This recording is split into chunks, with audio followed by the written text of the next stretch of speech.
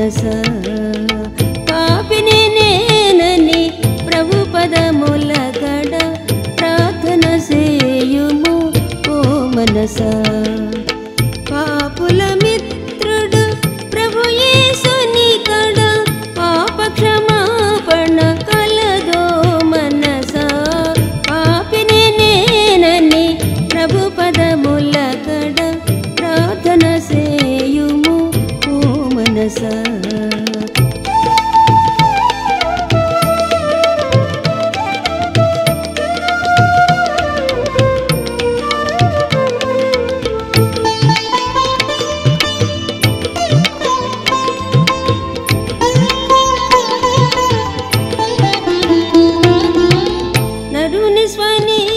ప్రియమైనటువంటి వారలారా, ప్రభు అయిన యేసుక్రీస్తు వారి శ్రేష్టమైన నామంలో మీకు శుభాలు తెలియజేస్తూ ఉన్నాను. అంతేకాదు వాక్య ధ్యానం నిమిత్తమై మిమ్మల్ని ప్రేమతో ఆహ్వానిస్తూ ఉన్నాను. నేటి దినం దేవుని వాక్యం మీతో పంచుకోవడానికి గాను పరిశుద్ధ గ్రంథంలో ఆదికాండంలో నుండి 4వ అధ్యాయము మొదటి 4 వచనాలు చదువుతాను, కానీ ఇంకొంచెం ముందుకు వెళ్ళడం జరుగుతూ ఉంటున్నది. మొదటి 4 వచనాలు ఆదికాండము 4వ అధ్యాయం. ఆదాము తన భార్య అయిన హవ్వను కూడినప్పుడు ఆమె గర్భవతి అయి కయీనును కని, యెహోవా దయ వలన నేను ఒక మనిషిని సంపాదించుకొనున్నానెను. తరువాత ఆమె అతని తమ్ముడు హేబేలును కనెను. హేబేలు గొర్రెల కాపరి, కయీను భూమిని సేద్యపరచువాడు. కొంతకాలమైన తరువాత కయీను పొలము పంటలో కొంత యెహోవాకు అర్పణగా తెచ్చాను. హేబేలు కూడా తన మందలో తొలిచూలును పుట్టిన వాటిలో క్రొవిన వాటిని కొని తెచ్చాను. యెహోవా హేబేలును అతని అర్పణను లక్ష్య పెట్టాను. ప్రార్థన చేస్తాను. దేవుడు మనతో మాట్లాడరాలాగున ప్రార్థన చేస్తాను. పరిశుద్ధుడు తండ్రి, ఈ సమయం మాకు ఇచ్చినందుకు వందనములు. ఈ సమయంలో మీ మాటలు మేము వినడానికి సిద్ధపడి ఉన్నాం. మాతో మాట్లాడండి. మా హృదయాలకు, మా జీవితాలకు అవసరమయ్యే మాటలు మీరు దయచేయమని, మీ మాటలను అనుసరించి మమ్మల్ని మేము సరిచేసుకొని మంచి జీవితాన్ని ఈ లోకంలోనూ మీ దృష్టిలోనూ కలిగి ఉండడానికి కృప చూపమని క్రీస్తు వారి నామములో విన్నపాలను వేడుకొంచున్నాము తండ్రి, ఆమేన్.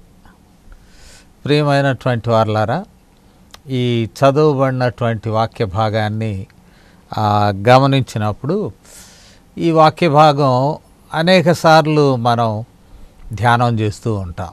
అంటే నేను కూడా అనేక పర్యాయాలు ఈ వాక్య భాగాన్ని బోధిస్తూ ఉంటాను. కానీ ప్రత్యేకముగా ఈ సమయంలో ఆరాధన, వర్షిప్ పర్స్పెక్టివ్లో ఈ వాక్య భాగాన్ని ధ్యానం చేయాలని భావిస్తున్నాను. అంటే ఒక విధంగా exposition, some other kind of narrative type of preaching. ఈ ఎక్స్పోజిషన్ కొరకు ఈ వాక్య భాగాన్ని ఎంచుకున్నప్పుడు ఆరాధన, వర్షిప్ అనేటువంటిది మనకు పాత ఇంగ్లీష్లో వర్త్షిప్ అనే మాట వాడేవాళ్ళు ఆంగ్లో సాక్సన్లో. అయితే వర్త్షిప్ అంటే ఒకని యొక్క విలువను మనము అంచనా వేసి ఆ విలువ నిమిత్తమై మన హృదయంలో నుండి వారిని గొప్ప చేయడం, honouring the person are the power. అంటే ఒక గొప్ప వ్యక్తిని, వారిని గౌరవించడానికి వారి యొక్క విలువను అంచనా వేసి విలువకు తగ్గ గౌరవాన్ని ఆపాదించడం. క్రైస్తవ దృక్పథంలో it is a response to God's revolution అంటాం. అంటే దేవుని యొక్క ప్రత్యక్షతను, మంచితనాన్ని అనుభవించి దానికి ఆరాధికురాలు స్పందించడాన్ని ఆరాధన అంటాం. Response to revolution, God's revolution. దేవుని మంచితనం మనకు ప్రత్యక్షమైనప్పుడు మనం అత్యంత ఆనందంతో, కృతజ్ఞతతో ఆయనను గొప్ప చేస్తాం, ఘనపరుస్తాం. అదే ఆరాధన. ఈ ఆరాధన స్వభావాలను మనం అటు పాత నిబంధన, క్రొత్త నిబంధనలో మనం చూస్తే పాత నిబంధనలో మరియు క్రొత్త నిబంధనలో మనం గమనించినట్లయితే పాత నిబంధనలో సమాజ మందిరాలకు వచ్చే ఆ స్థితికి ముందు సమాజ మందిరాలు ఒక సమయంలో ఉనికిలోకి వచ్చినాయి. కారణం ఏంటంటే యెరూషలేములో ఉన్న దేవాలయము పూర్తిగా పడవేయబడినప్పుడు, ప్రజలు బందీలుగా చెరలోనికి తీసుకువెళ్ళబడినప్పుడు, వారికి యెరూషలేము దేవాలయం దూరం చేయబడినప్పుడు సమాజ మందిరాలు వచ్చినాయి.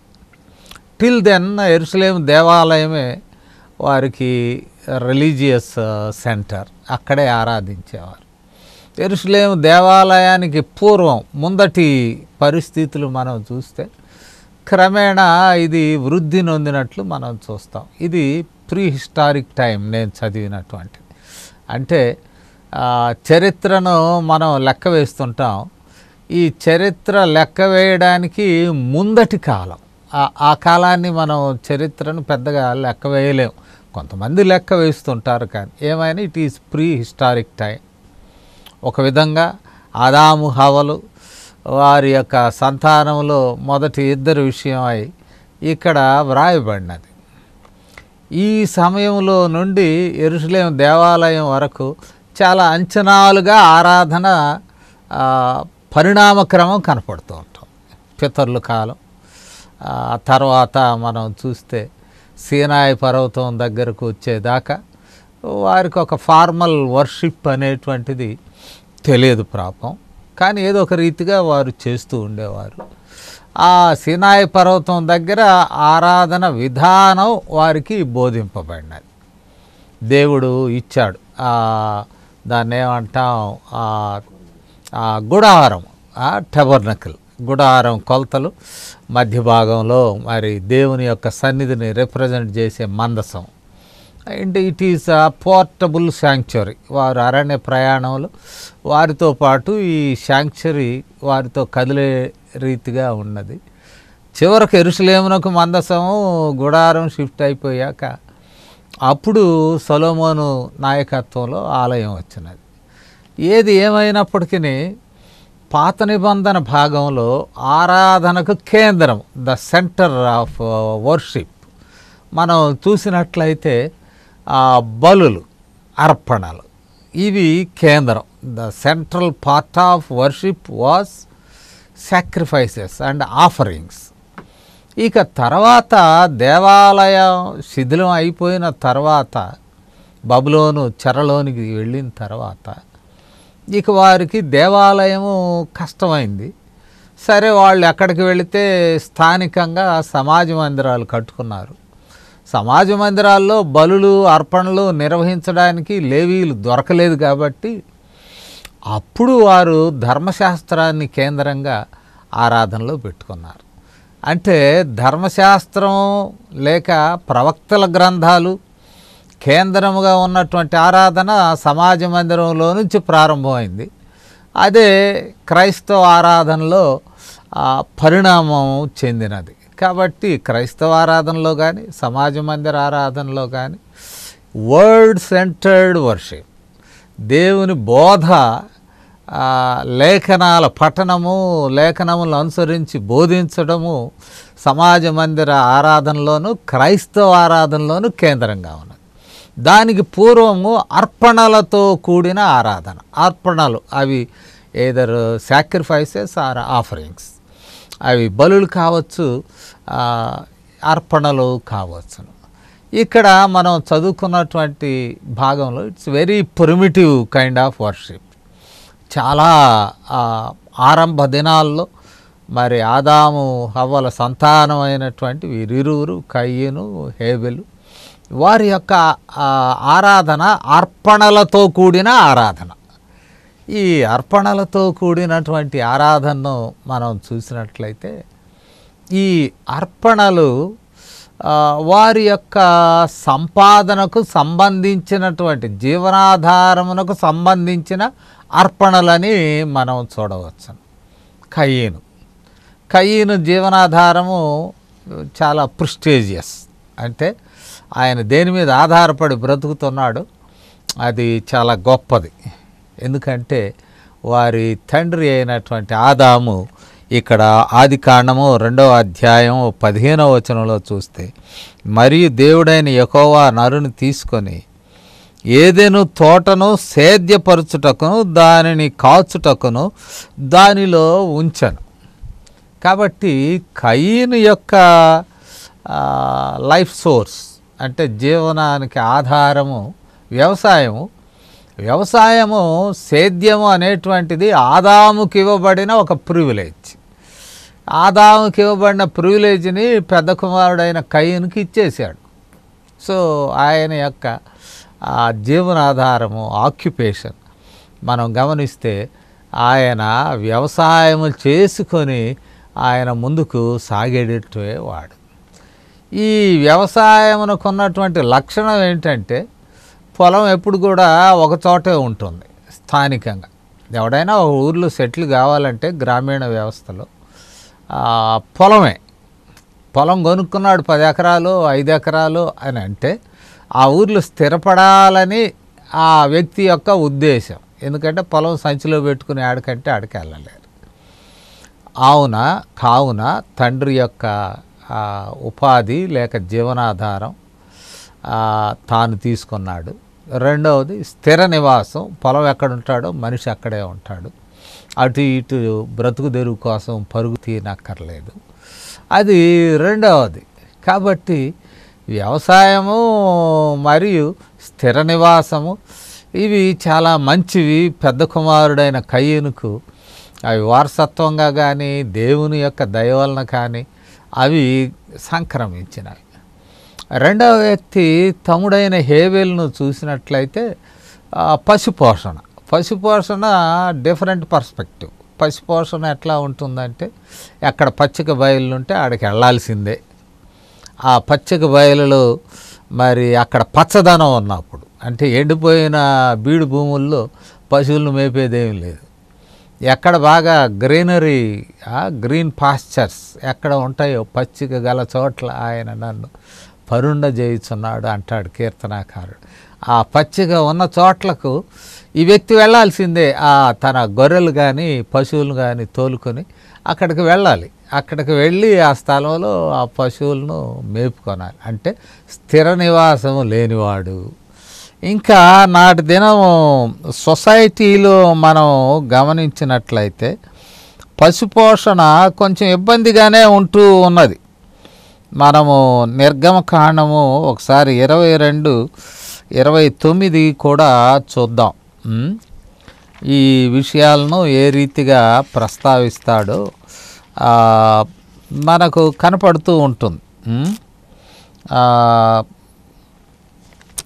నిర్గమకాండములో కన్నా ఆది కాండంలో కూడా మనము చూడవచ్చు. ఎందుకంటే ఏ రీతిగా పశుపోషణ వివరించబడినదో మనము చూస్తాం. పశుపోషణ అనేటువంటిది లోకములో ఇతరుల మధ్య అది హీనమైనది. ఆది కాండంలోనే చూడవచ్చు. పశుపోషణ హీనమైనదిగా భావింపబడుతూ ఉంటుంది.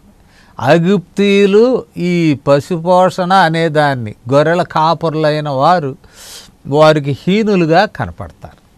అక్కడ యాకోబు సంతతి వెళ్ళినప్పుడు మరి యోసేపు చెప్తాడు, మీ వృత్తి ఏంటి అని అడుగుతాడు ఫరో. మీరు యథార్థంగా చెప్పండి, మేమును మా పూర్వీకులను పశువులను పోషించుకునేవారు. ఎందుకనగా ఐగుప్తీయులు హీనముగా ఎంచినప్పటికీ బీ క్లియర్ అంటే పశుపోషణ నిలకడైనది కాదు, ఒక స్థలంలో ఉండేది కాదు, సంచార జీవితాన్ని సూచిస్తూ ఉన్నది. రెండవది సమాజంలో పశుపోషణ అనేటువంటిది హీనమైన వృత్తిగా కనపడుతూ ఉంటుంది. ఈ రెండు వృత్తుల్లో ఉన్నటువంటి వారి యొక్క అర్పణను దేవుని యొద్దకు తీసుకొచ్చారు. It says about their worship. వారి యొక్క ఆరాధన విధానములో మనం గమనిస్తూ ఉన్నాం. ఇద్దరు తీసుకొచ్చారు. పెద్దవాడు కయీను మనం చూసినట్లయితే ఇక్కడ అంటాడు, కయీను భూమిని సేద్యపరచువాడు.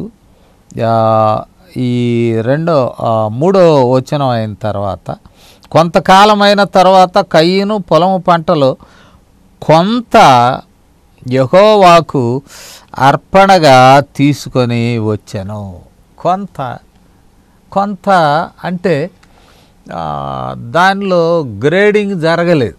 దేవునికి అర్పించేది ఎప్పుడూ కూడా అర్పణ రూపంలో ఆరాధన అయినప్పుడు ఆ అర్పణ చాలా గౌరవప్రదమైన అర్పణను దేవుని దగ్గరకు తీసుకురావాలి. అంతేకాని ఇక్కడ ధాన్యం అని కాదు, లేక పశువు అని కాదు. రెండు కూడా ఈక్వల్ స్టేటస్. ఇశ్రాయేలీలకు రెండు అనుమతింపబడినాయి. లేవి కాండము 2వ అధ్యాయం మనం చూద్దాం. ఇక్కడ రెండు కూడా ఈక్వల్ స్టేటస్లో చెప్పబడినాయి. 14వ వచనం, లేవి కాండము 2వ అధ్యాయం 14వ వచనాన్ని చూద్దాం. 14వ వచనం చూసినట్లయితే, నీవు యెహోవాకు ప్రథమ ఫలముల నైవేద్యము చేయనప్పుడు సారమైన భూమిలో పుట్టిన పచ్చని వెన్నులలోని ఊచబియ్యమును వేయించి విసిరి నీ ప్రథమ ఫలముల నైవేద్యమును అర్పింపవలెను. అంటే ఈ ధాన్యం లేక అక్కడ ఉన్నటువంటివి అవి ఏవైనా సరే, ఏ పంట అయినా సరే అంటాడు, అది ఎక్కడి నుంచి తేవాలంటే సారమైన భూమిలో పుట్టి. అంటే ఎక్కడంటే అక్కడ కాదు, ఫెర్టైల్ ల్యాండ్. చాలాసార్లు మన భూములను మనం అంచనా వేస్తూ ఉంటాం. భూమి సారం ఎట్లా ఉన్నది, దాని పరిస్థితి ఇది అని. సారమైన భూమిలో పుట్టినటువంటివి అంటే బలంగా ఉంటుంది ఆ గింజ. ఆ సారమైన భూమిలో పుట్టి అక్కడ మంచి వెన్నులలో నుండి వచ్చినటువంటి ఆ మంచి గింజలను తీసుకొని వాటిలో ఇంకా అవి మిక్స్ చేస్తారు. ఈ 2వ అధ్యాయంలోనే వివిధ స్థలాల్లో కనపడతాయి. 2వ వచనం 2వ అధ్యాయం లేవి కాండం, యాజకులగు అహరోను కుమారుల యొద్దకు దాని తేవలను, అందులో నుండి యాజకుడు తన చేరతో చేరెడు నూనెయు చేరెడు గోధుమ పిండియు దాని సాంబ్రాణి అంతయు తీసుకొని యెహోవాకు ఇంపైన వాసన గల హోమముగా బలిపీఠం మీద అందులో ఒక భాగముగా జ్ఞాపకార్థముగా దహింపవలెను. 9వ వచనం, అప్పుడు యాజకుడు ఆ నైవేద్యంలో ఒక భాగము జ్ఞాపకార్థముగా తీసి బలిపీఠం మీద యెహోవాకు ఇంపైన వాసన గల హోమముగా దాన్ని దహింపవలను. So how to offer on the altar agricultural product. ఈ అగ్రికల్చరల్ ప్రోడక్ట్ అయినా కూడా చాలా ప్రత్యేకతలు మరి ఇవ్వబడినాయి తదుపరి కాలంలో. అది సారవంతమైన నేలలో పుట్టాలి, మొదటి పంట బాపత అయి ఉండాలి, గట్టి గింజ అయి ఉండాలి, దాన్ని తీసుకోవాలి. ఈ need to mix with other దాన్ని ఏమంటాం హోమ ద్రవ్యాలను కలపాలి, కలిపి తీసుకొచ్చి ఆ బలిపీఠం మీద దహింపాలి. అది యెహోవాకు ఇంపైన వాసనగా ఉండును అనేటువంటి మాట. కయీను విషయంలో ఈ ప్రయారిటీస్ ఆఫ్ ఈ సెలక్షన్ ఆఫ్ గ్రెయిన్ ఎట్లా ప్రాధాన్యత రీతిగా ఆయన ఎంపిక చేసుకున్నాడు అనేటువంటిది ఇక్కడ రాయబడలేదు. మేబీ కేర్లెస్, ఏదో కొంత ధాన్యాన్ని తీసుకున్నాడు. అందుకనే ఇక్కడ చెప్పబడిన మాట, కొంతకాలమైన తర్వాత 3వ వచనంలో కయ్యూను పొలం పంటలో కొంత. ద అదర్ సైడ్ హేబెల్ విషయాన్ని మనం చూసినట్లయితే కొంచెం careful selection of offering for sacrifice మనం గమనించినట్లయితే ఇక్కడ అంటాడు చాలా చక్కగా 4వ వచనంలో, హేబెల్ కూడా తన మందలో తొలిచూలును పుట్టిన వాటిలో క్రొవ్విన వాటిని కొన్ని తెచ్చారు. మందలో first born and fatty ones. Careful sell. కొన్నిసార్లు ఫస్ట్ బార్న్ కూడా వీక్గా పుట్టవచ్చు, కానీ first born and fatty animal బలమైనవి కొవ్వినవి ప్రయారిటైజ్ చేసుకొని ప్రత్యేకపరుచుకొని దేవుని యొద్దకు తీసుకురావచ్చు. అంటే ఇక్కడ ఆల్టరు ఆ ప్రత్యేకతల గురించి పెద్దగా వివరణలు లేవు. అంటే బలిపీఠం ఉన్నది, దాని మీద అర్పించారు అనే విషయాలు ఈ స్థలంలో ఈ ప్రిమిటివ్ కైండ్ ఆఫ్ వర్షిప్లో వివరించలేదు. కానీ we can understand what is happening. ఆయనేమో కేర్లెస్గా ధాన్యాన్ని తెచ్చాడు. చిన్నవాడు మరి ప్రాధాన్యత లేనటువంటి సంపాదన రూట్స్ నుండి మరి చాలా కేర్ఫుల్గా దేవుని సన్నిధికి తీసుకొచ్చాడు. ఇది మనం కొంచెం విశ్లేషించుకోవాలి. కయీను వృత్తి ప్రయారిటైజ్డ్. తన తండ్రి వృత్తి, తండ్రికి ఆ వృత్తి ఎక్కడి నుంచి వచ్చినది? యెహోవా దేవుని దగ్గర నుంచి వచ్చినది. సేద్యపరచమని ఇచ్చాడు. సేద్యం చేయడం అనేటువంటిది కయీనుకు ఇవ్వబడినటువంటి వారసత్వ హక్కు అని కూడా అనవచ్చును. నిలకడైన జీవితం, స్టేబుల్ లైఫ్, అటు ఇటు పరిగెత్తాల్సిన అక్కర్లేదు, ఒకే ఊర్లో ఉండి సేద్యం చేసుకునే వ్యవహారం. రెండవ వైపు ఇది హేయమైనటువంటి వృత్తి, సహజంగా ఐగుప్తీయుల దృష్టిలో హేయమైనటువంటిది. అంతేకాదు సంచార జీవనం, ఎక్కడ పచ్చిక బయళ్ళు ఉంటే అక్కడికి వాళ్ళు వెళ్ళాల్సిందే, స్థిర నివాసం లేనిది. ప్రొఫెషన్ కూడా కొంచెం డౌన్, లోయెస్ట్ ప్రొఫెషన్. ఈ వృత్తుల తారతమ్యంలో హయ్యెస్ట్ ఆనరబుల్ ప్రొఫెషన్లో ఉన్నటువంటి కయీను కేర్లెస్ వర్షిప్, అంటే పెద్దగా శ్రద్ధ లేని ఆరాధన చేశాడు కానీ శ్రద్ధ లేదు. ఆనాటి ఆరాధన ముందుగానే చెప్పాను, ఆరాధన sacrifices and offerings is the means for worship. ఆరాధనకు కారణాలు ఏంటంటే అటు బలులు కానీ ఇటు నైవేద్యాలు కానీ. ఈ ప్రిమిటివ్ కైండ్ ఆఫ్ వర్షిప్లో మరి ఈ వర్షిప్లో ఆరాధన మూలాలు, విధానాలు, సాధనాలు మనం చూసినప్పుడు కయీను విషయం తేలిపోయింది. ఏదో కొంత తీసుకొచ్చి ఇచ్చాడు, వృత్తి ఏమో ఘనమైనది, కానీ దేవునికి అర్పణ సాదాసీదాగా ఉంది. అటువైపు మనం గమనిస్తే హేబెలుకు బాగా మరి తక్కువైనటువంటిది, లేక స్థిర నివాసం లేని దానిలో నుంచి బలమైనటువంటి వాటిని, తొలిచూలు పుట్టి వాటిని శ్రద్ధగా హృదయంతో తీసుకొని రావడం చూస్తాం. సమరయ స్త్రీ యేసు ప్రభు వారిని అడుగుతుంది, మీ వారు ఆ పర్వతం మీద, మా వాళ్ళు ఈ పర్వతం మీద ఆరాధిస్తారు, ఎక్కడ ఆరాధించడం కరెక్ట్ అంటే, ఒక కాలం వచ్చుచున్నది, వచ్చేయి ఉన్నది, తండ్రిని ఆరాధించువారు ఆత్మతోనూ సత్యంతో, ఇన్ ట్రూత్ఫుల్నెస్, యథార్థత ఆరాధించాలన్నప్పుడు నీ హృదయం అంతటితో దేవుని ప్రేమించి ఆరాధించాలి. Not nominal kind of worship. ఇక్కడ ధాన్యం ఇస్తున్నప్పుడు దానికి ఒక ఇది ఉన్నది, అంటే ఏ రీతిగా ధాన్యాన్ని తీసుకురావాలి, సారవంతమైన భూమిలో నుండి, మంచి వెన్నుల్లో నుండి, మరి సెలెక్టెడ్ బలమైన గింజలు, ఈ విషయాలన్నీ అక్కడ చెప్పబడినాయి. అది చేయలేదు, ఆరాధనలో లోపం ఉన్నది, యథార్థత లేదు. రెండవ వైపు చూసినట్లయితే యథార్థత కలిగినటువంటి వాడు, మనకే అర్థమవుతుంది దేవునికి ఖచ్చితంగా మరి ఏది అంగీకారమైనటువంటి ఆరాధనో తండ్రి అయిన దేవునికి తెలిసే ఉన్నది. అందుకనే 4వ వచన చివరి భాగంలో యెహోవా హేబెలును అతని అర్పణను లక్ష్య పెట్టెను. యాక్సెప్టబుల్ వర్షిప్ సర్వీస్ అంటే అంగీకార యోగ్యమైనటువంటి ఆరాధనను మనము గమనించాం.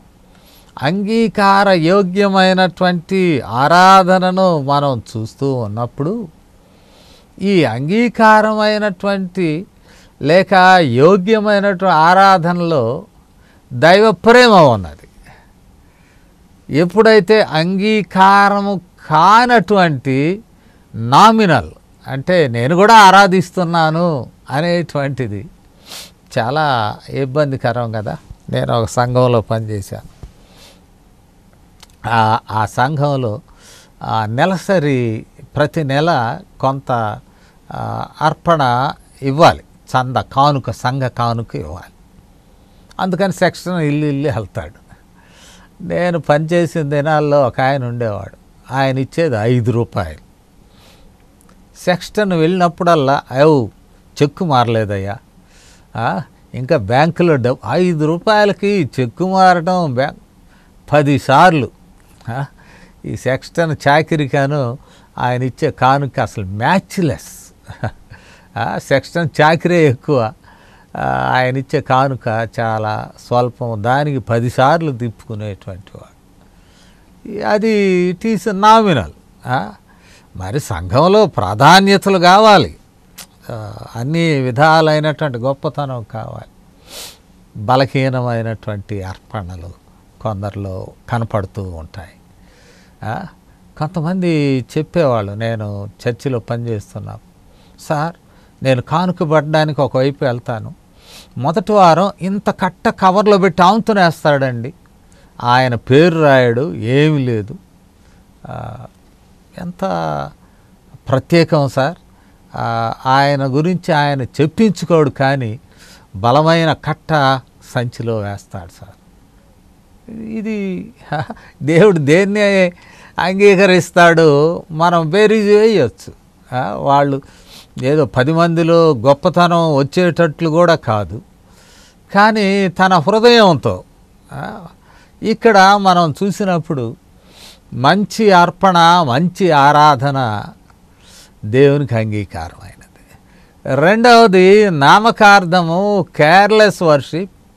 ఏదో వెళ్తున్నా, ఆదివారం చర్చికి వెళ్తున్నా, ఆరాధిస్తున్నా, వస్తున్నా, అంతవరకే అనేటువంటి విషయాల్లో సాతానుడే ఎక్కువ ఆశ పెంచుకుంటాడు ఆ వ్యక్తి మీద. మనము దేవుని సన్నిధానానికి వెళ్ళిన వాళ్ళమైనా దేవుడు ప్రేమ చూపించేది, రెండవది సాతానుడు ప్రేమ చూపిస్తాడంట.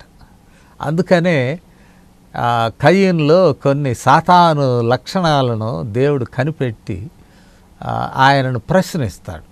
కయీను, ఏంటి నీ ముఖం చిన్నబుచ్చుకున్నావు? దేవుని కలిగి ఉంటే, దైవ ప్రేమ కలిగి ఉంటే, ఇప్పటికి కూడా రక్షణ పొందినటువంటి విశ్వాసులు వారి ముఖాలు వేరుగా ఉంటాయి, తేజస్సుతో ఉంటాయి, వారి మాటలు కూడా చాలా సాఫ్ట్గా ఉంటాయి, యథార్థంగా ఉంటాయి. ఆ ముఖాలకు మనం ఏమంటాం, ఇప్పుడు బ్యూటీషియన్ ఇచ్చే టిప్స్ ఒక అవసరం లేదు. వాస్తవంగా వారు సహజంగానే their faces will be glowing. దైవ అంశం వారి ముఖాల్లోకి కూడా వచ్చేస్తుంది.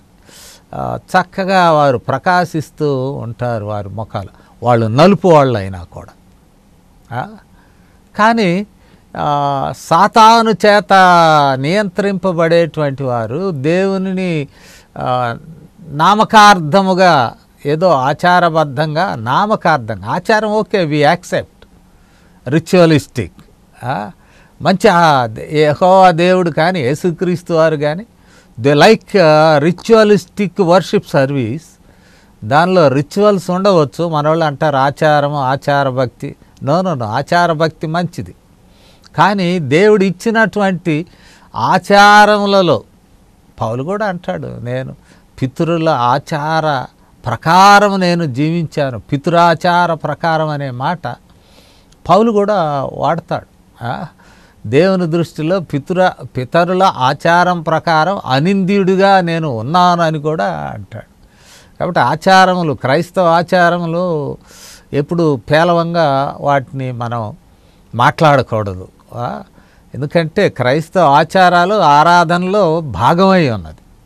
More than that, the heart behind, ఆరాధనలో వెనుక ఉన్నటువంటి హృదయము, అది సాతాను ఆకర్షించే హృదయంగా ఉండవచ్చు. అందుకనే ఒకటి సాతాను చేత అట్రాక్ట్ కాబడుతున్నాడు అనే దానికి ముఖం బాగలేదు. యెహోవా దేవుడు అంటాడు, తన ముఖము చిన్నబుచ్చుకొనగా యెహోవా కయీనుతో, ముఖము చిన్నబుచ్చుకొని ఉన్నావేమి, ముఖము చిన్నబుచ్చుకొని ఉన్నావేమి అంటే ముఖం మాడిపోయి ఉన్నది. రెండవది, నీకు ఊరికనే కోపం వస్తుంది. కోపం, చాలా మంది కోపంతో ఉంటారు. ఒక సహోదరి నన్ను కాపరిగా ఉన్నప్పుడు గృహ దర్శనాలకి వెళుతూ ఉంటే నన్ను అడిగినది, పాస్టర్ గారు మీకు బీపీ ఉందా, బ్లడ్ ప్రెషర్, రక్తపోటు అంటే ఉన్నదమ్మా అని చెప్పాను. ఏంది సార్ ఎప్పుడు ప్రశాంతంగా ఉంటారు, మాటలు కూడా నెమ్మదిగా ఉంటాయి, మా సార్కి బీపీ ఉంది కానీ ఊరికి ఇరుసుకు పడుతుంటాడు ఇంట్లో, ఏంటంటే నాకు బీపీ ఉందంటాడు, ఏంటి తేడా అని అంటాడు. బ్లడ్ ప్రెషర్ ఉంటుంది, ఉండకపోతే రక్త ప్రసరణ జరగదు. If it is hyper tension, కొంచెం రక్త ప్రసరణకు కొంచెం ఎక్కువ భాగం ఉంటే okay, it can be reduced through proper medication. దాన్ని నార్మల్ బ్లడ్ ప్రెషర్కు తీసుకురావచ్చు. దేవుడిచ్చినటువంటి వైద్యం, it is also gift of God వైద్యం అనేటువంటి. అంతేకాని అంత మాత్రాన ఉన్నారంటే హృదయం కరెక్ట్గా లేదని అర్థం. ఊరుకూరుకునే కోపపడుతుంటాం, చిరాకు పడుతుంటాం, కోపపడుతుంటాం, క్రోధం పెంచుకుంటాం, ప్రతీకార వాంఛ పెట్టుకుంటాం. ఇవన్నీ సాతాను లక్షణాలు. సాతాను ఆశపడుతున్నాడు అంటే ముఖంలో కనపడుతుంది, మాటల్లో కనపడుతుంది, ఆ ఎమోషన్స్లో కనపడుతూ ఉంటుంది. ఇంకొక మాట దేవుడు అంటాడు కయీనుతో, కయీను నువ్వు సరిగా ఆరాధన జరిగించినట్లయితే, యథార్థముగా నీ ఆరాధన ఉన్నట్లయితే నువ్వు తల ఎత్తుకుంటావు, యూ విల్ బీ హ్యాపీ. కష్టాల్లో, శ్రమల్లో, అవమానాల్లో, నిందల్లో నువ్వు తలెత్తుకునే ఉంటావు, నువ్వు సంతోషంగా ఉంటావు. కానీ నీ ఆరాధనలో, దాన్నే సత్క్రియ అనే మాట ఇక్కడ వాడబడినది తెలుగు ట్రాన్స్లేషన్. వాస్తవంగా ఇఫ్ యూ ఆఫర్ కరెక్ట్లీ, నీ అర్పణ కరెక్ట్గా ఉన్నట్లయితే, నీ ఆరాధన యథార్థంగా ఉన్నట్లయితే నువ్వు తల ఎత్తుకుని ఉంటావు కదా. దేవుని దృష్టిలో హైలీ ఎస్టీమ్డ్ పర్సన్, నిన్ను గొప్ప వ్యక్తిగా చూస్తాడు కదా దేవుడు. ఎందుకయ్యా నువ్వు అదర్ సైడ్ సాతాను లక్షణాలతో ఉన్నావు? నేను చెప్తాను విను. నీవు సరిగా ఆరాధించకపోయినట్లయితే, సత్క్రియ చేయకుండా ఉన్నట్లయితే, 7వ వచనంలోనే సత్క్రియ చేయని ఎడల వాకిట పాపము పొంచియుండును, నీ ఎడల దానికి వాంఛ కలుగును. పాపము అనే పదం ఒరిజినల్ హీబ్రూలో వ్యక్తిగా వివరించబడుతుంది. అంటే సాతానుడు, రెబూసిం. సాతానుడు నీ హృదయం వాకిట అట్టుంటాడు. నువ్వు ఎప్పుడైతే దేవుని సన్నిధిలో మరి హృదయం లేని ఆరాధన చేస్తావో, నీకోసం ఆడుంటాడు లర్కింగ్ ఎట్ ద డోర్. హృదయపు వాకిట యొద్ద సాతానుడు పొంచి ఉంటాడు. నీ ఎడల దానికిష్టం కలుగుతుంది, వాంఛ, డిజైర్స్. ఈ మనిషి నా మనిషి, అక్కడికి వెళ్తున్నాడు ఆలయానికి, కానీ ఈ మనిషి నా మనిషి, వాంఛ కలుగుతుంది. నువ్వు కూడా పటాపంచలు చేసుకుని భక్తి యొక్క వేషాన్ని దాన్ని వెళ్తావు, పాపాన్ని వెళ్తావు. నీ జీవితం పాపమునకు లోనవుతూ ఉంటుంది. అనగా నీ ఆరాధనలోనే తేడా వస్తుంది. అది సత్యంతో, యథార్థంతో, ఆత్మతో, సత్యంతో నీ ఆరాధన ఉంటే, ఆత్మ అనే మాట ఎందుకు వాడాడు యేసు ప్రభు వారంటే, we worship God in through symbols, symbolic way of worshipping. Usually we do every time. Symbolic అంటే మన శరీరాలను ఆరాధనలో ఇన్వాల్వ్ చేస్తాం. సిలువ ఒక ఆరాధనకు గుర్తు. చాలామంది మెడలో వేసుకుంటారు సిలువలు, మరి రకరకాల స్థలాల్లో పెట్టుకుని they show that symbolically we are Christians అని అంటాం. మరి temple is the worshipping place, వెళ్ళి మనం అక్కడ కూర్చుంటాం. ఇదంతా మెటీరియల్, బట్ ఇన్ స్పిరిట్, ఆత్మ హృదయంలో, ఆత్మ హృదయంలో చేసే ఆరాధన ఈ శరీర కదలికలకు కానీ మోకరించడం, లేవటం, కళ్ళు మూసుకోవటం, కళ్ళు పైకెత్తటం, చేతులు పైకెత్తటం, వీటికి అతీతమైనటువంటిది. హృదయంలో ఆత్మలో దేవుని ఆరాధించడం చాలా కీలకమైనటువంటి విషయం అని కూడా మనం చూడాలి. అంటున్నాడు, ద డిఫరెన్స్ బిట్వీన్ యథార్థమైన ఆరాధన, సత్క్రియను చేస్తే తలెత్తుకొని తిరుగుతావు. రక్షణ పొందినటువంటి వారు మరి మనం అనుకుంటాం భయపెడుతున్నాం, ఈ దేశంలో భయపెట్టవచ్చేమో, కానీ ఉన్నటువంటి ప్రభుత్వ పరిస్థితులను బట్టి వాళ్ళు భయపడరు. భయపడితే క్రైస్తవ్యం ఆది సంఘంలోనే సమాధి చేయబడేది. ఎన్ని ఒత్తిళ్ళు, హింసలు, అవమానాలు పెరుగుతూ ఉంటే ఇది బహుగా ఫలించినది, విస్తరించినది. నువ్వు తలెత్తుకొని ఉంటావు సరిగా ఆరాధిస్తే. కానీ మరి ఇక్కడ చూస్తే నీ పరిస్థితి వేరుగా ఉన్నది. హృదయపు వాకిట పాపం పొంచి ఉన్నది. అండ్ హియర్ ద రెబుసిమ్ అంటే ఒక సాతానుడు, దుష్టశక్తి, లర్కింగ్ అంటే అక్కడ వాకిటి దగ్గర పొంచి ఉన్నాడు అన్నమాట. ఏదైనా ఒక జంతువుని పట్టుకునేవాడు పొంచి ఉంటాడు. పొంచి ఉండి వేటగాడు ఆ జంతువును పట్టుకుంటాడు, నేను పట్టుకుంటాడు. నువ్వు కూడా ఆ పాపాన్ని హత్తుకుంటావు. As a result what happen? ఒకవైపు ఏమో హేబెలు అమాయకుడుగా ఉన్నాడు. అన్న పిలుస్తున్నాడు, రాయా పొలం దాకా పోయేద్దాం. అన్న నాకు గొర్రెలు వేరుగా ఉన్నాయి, నేను గొర్రెలను వదిలిపెట్టి ఎట్టరాగలను? గొర్రెలు ఒక పూట తిండి లేకపోతే అవి నీరసిస్తాయి, మరి ఆ గొర్రెలు కాసుకోవాలి కదా, నేను రాలేను అని చెప్పలేదు. రెండవది, నీ ముఖం వేరుగా ఉన్నది, ఏదో కోపంతో ఉన్నావు, చిన్నబుచ్చుకుని ఉన్నావు, తేడాగా ఉన్నావు, నీతో నేను వస్తే నాకేమి ప్రమాదమో, కుదరదు అని చెప్పలేదు. దేవుడు ఇచ్చిన అమాయకత్వంలో కయ్యను వెంట నడిచాడు హేబెలు, పొలానికి వెళ్ళాడు. అంటే హేబెలులో అమాయకత్వం దైవ స్వభావం, మోసము లేక యుక్తి హేబెలులో లేదు. కయ్యన్లో సాతాను లక్షణాలు పుష్కలంగా ఉన్నాయి.